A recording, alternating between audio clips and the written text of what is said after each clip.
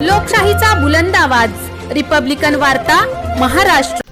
शेतकरी, कष्टकरी कामगार, दिव्यांग, महिला आणि अन्य वंचित घटकांच्या न्याय हक्कासाठी बच्चूभाऊ कडू यांच्या नेतृत्वाखाली श्री क्षेत्र गुरुकुंज मोझरी येथे दिनांक 8 जून 2025 पासून बेमुदत अन्नत्याग आंदोलन सुरू आहे। या अन्नत्याग आंदोलनाला पाठिंबा दर्शवण्यासाठी 14 जून रोजी जिल्ह्याच्या विविध ठिकाणी उग्र आंदोलन करण्यात येणार होते। याच अनुषंगाने नाशिक पुणे हायवेवर नाशिक रोड छत्रपती शिवाजी महाराज चौकात दिव्यांग प्रहार क्रांती संघटनेच्या वतीने रास्ता रोको आंदोलन करण्यात आले। यावेळी आंदोलनकर्त्यांनी जिल्हाधिकाऱ्यांना निवेदन देत आपले मनोगत व्यक्त केले। आज आमचा दिव्यांग बांधव रस्त्यावर येऊन आज त्याच्या हक्कासाठी, न्याय हक्कासाठी आंदोलन करतोय। ही दुर्दशा आमच्या महाराष्ट्र राज्याची आहे। आणि जे विरोधक बोलत आहे की बच्चू कडू मंत्री असताना त्यांनी काय केलं नाही, मंत्री असतानाही उद्धव साहेबांनी शेतकऱ्यांचा उतारा कोरा केला आणि त्या माध्यमातून बबलू देशमुख मी यांना सांगू इच्छिते की मंत्री असताना 288 आमदारांपैकी कोण आज दिव्यांगांसाठी पुढे आले, कोण माझ्या शेतकरी भीत्यासाठी पुढे आले।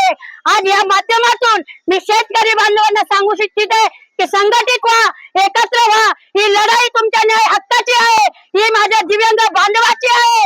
आणि आज माझा दिव्यांग बांधव त्याच्या न्याय हक्कासाठी रस्त्यावर उतरलेला आहे। त्यांचा मानधन आज 3-3 महिने त्यांच्या अकाउंटला येत नाही। कसा जगत असेल तो दिव्यांग बांधव, त्याला 2 हात नाही, 2 पाय नाही। आणि माझा शेतकरी बांधव आज आत्महत्या करतोय। आज आमचे बच्चू कडू साहेब त्यांच्या स्वतःसाठी नाही, आमच्या असंख्य जनतेसाठी बसलेले आहे। जय महाराष्ट्र, जय हिंद। शेतकऱ्यांचा कोरा, सातबारा कोरा करणं, दिव्यांगांना 6000 रुपये महिन्याला पेन्शन मिळणं, दिव्यांगाचं अनुदान 6000 रुपयांनी वाढणं, अशा महत्वाच्या 2-3 मुद्दे आहे। मात्र 17 मागण्यांसाठी बच्चू कडू आमरण उपोषण करत आहे। आज 5वा दिवस आहे, मात्र सरकारला जाग येत नाही। म्हणून आम्ही नाशिक जिल्ह्यामध्ये प्रहार दिव्यांग संघटना, प्रहार जनशक्ती पक्षाच्या वतीने आज रास्ता रोको केलेला आहे। जय हिंद, जय महाराष्ट्र। आंदोलनाला बळ देण्यासाठी आणि शासनाचे लक्ष वेधण्यासाठी प्रहार दिव्यांग क्रांती संघटनेच्या वतीने उग्र स्वरूपाचे रास्ता रोको आंदोलन करण्यात आल्याने नाशिक पुणे हायवेवर मोठ्या प्रमाणात वाहतूक कोंडी बघावयास मिळाली। यावेळी जिल्हा प्रमुख अनिल भडांगे, उत्तर महाराष्ट्र प्रमुख चंद्रभान गांगुर्डे, जिल्हाध्यक्ष ललित पवार, रवींद्र टिळे आदींसह दिव्यांग बांधव आणि शेतकरी नागरिक मोठ्या संख्येने उपस्थित होते।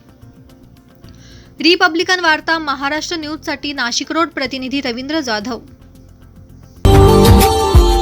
Subscribe now and press the bell icon.